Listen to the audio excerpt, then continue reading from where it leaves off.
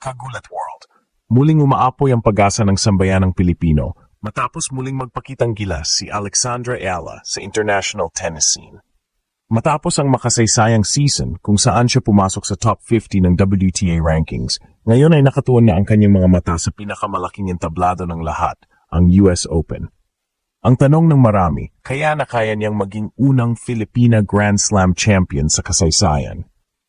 Sa 2025 season, ginulat ni Alex ang tennis world sa pamamagitan ng kanyang matinding run sa Miami Open at Guadalajara 125, kung saan tinalo niya ang mga heavyweights tulad ni Madison Keys at Jelena Ostapenko.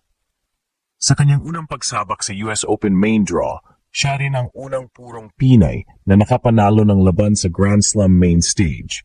Isang tagumpay na pumunit sa kasaysayan ng Philippine sports. Mula noon, nagsimula ng umalingaw-ngaw sa tennis community ang pangalan ni Ayala bilang isa sa mga pinaka-promising young stars sa buong mundo.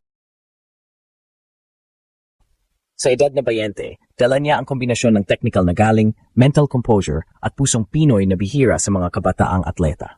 Habang patuloy siyang hinahasa sa matitinding laban sa Europe at US circuit, lumalalim ang kanyang arsenal mula sa powerful baseline play hanggang sa matalinong placement sa bawat rally. Ang kanyang consistency at resilience ang naging dahilan kung bakit siya umaakyat mula sa rank 140 hanggang top 50 sa loob lamang ng isang taon, isang bagay na halos imposibleng gawin sa world tennis.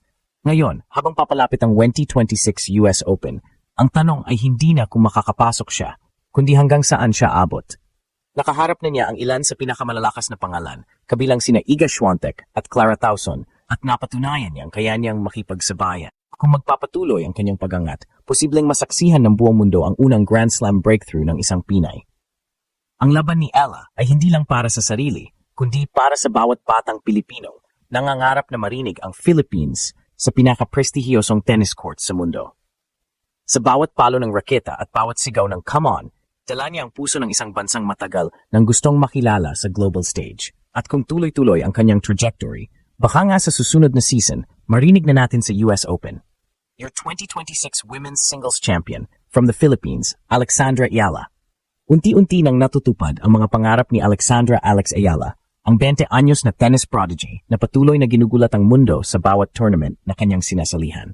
Mula sa pagiging world rank number 140 noong January, ngayon ay nasa loob na siya ng top 50 ng WTA rankings, isang bagay na hindi pa nagagawa ng kahit sinong purong Pilipino sa kasaysayan ng tennis. Pero ayon sa mga eksperto, ito pa lang ang simula. Ang totoong target, ang US Open, kung saan nakatakda siyang bumalik sa main draw sa 2026 season, bitbit ang pangarap na maging unang Filipina Grand Slam champion sa kasaysayan. Ang pag-angat ni Alex ay hindi basta't samba. Sa buong 2025, ipinakita niya ang kombinasyon ng talent, disiplina at puso na bihirang makita sa mga kabataang manlalaro. Sa Miami Open, ginulat niya ang tennis world nang talunin ang mga bigating pangalan tulad ni Madison Keys at Jelena Ostapenko, dalawang dating top 20 players na may dekada na sa tour.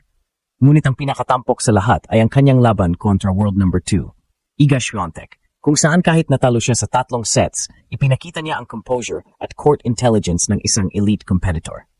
Matapos ang Miami, nagpatuloy ang kanyang momentum sa Guadalajara 125, kung saan tuluyan niyang nasungkit ang WTA 125, ang unang titulo ng isang Pinay sa nasabing antas ng kompetisyon. Sa kabuuan ng season, nakapasok siya sa 2 semifinals at 5 quarterfinals dahilan para tuloy-tuloy ang pagtaas ng kanyang ranking. Ayon sa mga analysts ng WTA, Ayala's rise is not accidental. It's a product of world-class preparation and unmatched maturity for her age. Ngunit higit sa lahat, naging simbolo siya ng pag-asa para sa mga Pilipino. Sa kanyang pagpasok sa US Open main draw, siya ang unang purong Pinay na nakapanalo ng laban sa Grand Slam. Ang tagumpay na iyon ay hindi lamang para sa kanya, kundi para sa buong bansa. Sa gitna ng mga higante ng tennis world, nakatayo si Alex dala ang watawat ng Pilipinas. At sa bawat punto, ramdam ng mga kababayan niya ang inspirasyong hatid ng kanyang determinasyon. Ngayon, habang papalapit ang 2026 US Open, mas marami ang naniniwala na ito na ang taon ni Alex. Ayon sa mga international coaches, handa na raw ang Pinay star sa mas malaking hamon. At kung mapapanatili niya ang consistency sa hardcourt season, posible raw siyang makarating hanggang quarterfinals o semifinals. Ang pundasyon ay matibay, malakas na baseline game, improved serve, at isang killer instinct na hindi tinatabla ng pressure. Sa bawat rally at bawat sigaw ng "Come on!", dala ni Alexandra Ayala ang pangarap ng milyon-milyong Pilipino. Hindi lang siya isang rising star. Isa siyang revolusyon sa tennis. Isang patunay na kahit galing sa maliit na bansa, kayang umangat at gulatin ang buong mundo. Sa edad na 20, si Alexandra Ala ay nasa yugto na ng karerang tinatawag ng mga eksperto na the breakout threshold, ang sandali kung saan ang isang rising star ay tuluyang nagiging global contender. At para kay Alex, ang eksenang iyon ay maaring mangyari sa 2026 US Open. Sa ngayon, bahagi siya ng elite pool ng WTA players na binabantayan para maging susunod na generational star, kasabay ng mga pangalan tulad ni Mira Andreeva, Linda Fruhvirtova at Leylah Fernandez. Pero sa bawat laban, pinapatunayan ni Ala na may sariling kwento ang isang Pinay na mula sa Manila, lumaki sa Rafael Nadal Academy at ngayon ay humahamon sa mga higanteng tennis. Isa sa mga pinakamalaking pagbabago sa kanyang laro ay ang mental transformation. Ayon sa mga insider ng WTA, kapansin-pansin daw ang maturity ni Alex. Hindi na siya mabilis ma-frustrate at marunong na siyang mag-adjust sa mga estilo ng kalaban. She's learning to win ugly, a sign of a true top player, ayon sa isang analyst ng Tennis Channel. Sa mga nakaraang taon, ito ang kulang kay Ala, consistency sa pressure moments. Pero ngayong 2025 season, yun na ang kanyang sandata. Ang kanyang serve ay lumakas ng higit 15% sa average speed kumpara noong 2024 salamat sa bagong training system sa Mallorca. Mas explosive na rin ang kanyang forehand kaya't nagiging mas lethal ang kanyang baseline rallies. Bukod pa rito, nag-evolve na rin ang kanyang tactical IQ. Marunong na siyang mag-shift mula sa aggressive to defensive play, depende sa sitwasyon ng match. Sa madaling sabi, handa na siya sa mga Grand Slam conditions kung saan endurance, composure, at adaptation ang panlaban sa mga champion. Ngunit higit sa lahat, dala ni Alex ang Pinoy spirit sa bawat laban. Sa kanyang mga panayam, paulit-ulit niyang sinasabi na gusto niyang i-represent ang Pilipinas sa pinakamataas na antas. Hindi lang ito tungkol sa personal na tagumpay, ito'y tungkol sa pag-aangat ng buong bansa sa mapa ng tennis.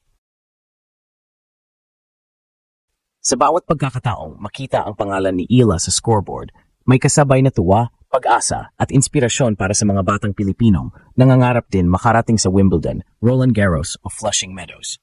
Kung makakapasok si Alex sa top 30 bago magsimula ang US Open, automatiko siyang magiging seeded player, isang napakalaking bentahe dahil iwas siya sa early clash laban sa mga top seeds.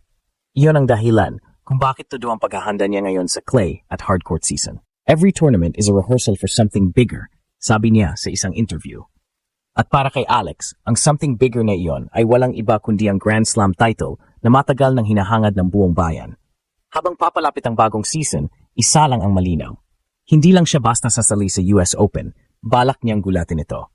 At kung sakaling magtagumpay, tuluyan na mabubura ang hangganan sa pagitan ng pangarap at realidad para sa Philippine tennis.